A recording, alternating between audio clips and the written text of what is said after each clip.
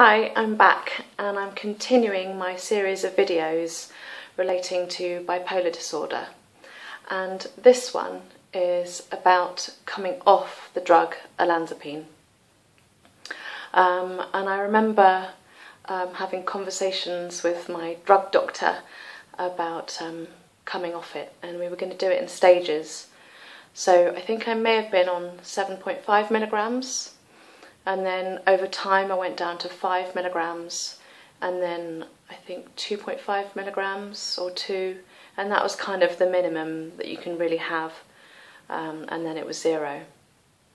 So this happened probably a month before Christmas, and he didn't really say anything about what it would be like to come off the medication. I just kind of had to work it out for myself and experience it firsthand without any warning whatsoever. So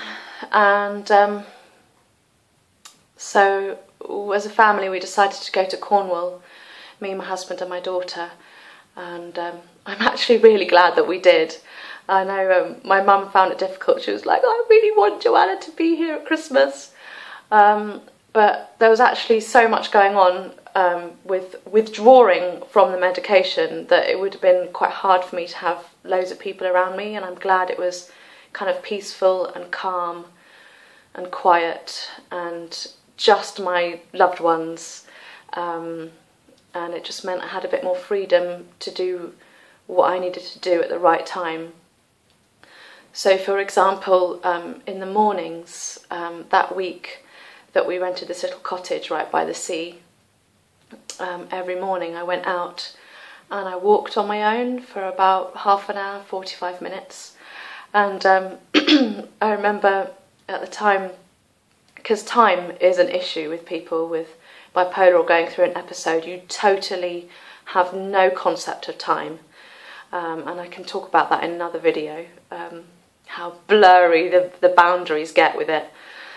So I would leave and I'd tell Robin when I was going to be back, and I would take a watch with me so that I made sure that I wouldn't walk any more than that, and I would come back on time because I didn't want him to worry or think that, you know, I was getting high again or anything, because he knew I was coming off this medication. So yeah, it was strange really, the withdrawal symptoms. So all morning I would feel kind of normal, I'd feel alright, like I normally did when I was probably on the drug, you know, just nothing had really changed in the morning. But come after lunch and all through the afternoon and all through the evening until you go to bed, there were these really intense physical sensations. So it's quite hard to explain, but so particularly in my legs, there was this really horrible feeling, and what I'd have to do is I'd get my heel and I'd kind of bash my heels on the floor like this, and I'd literally be hitting my legs and hitting my arms as well. It's like this intense physical frustration, and it's like just something was inside me that just wanted to get out. And it just couldn't get out. It was like it was stuck in there, and it was so frustrating. It just made me want to scream all the time. It was really, really horrible. So I think when I kind of felt all right in the morning, that's when I'd be like, right, I'm going for a walk, let's go for a walk.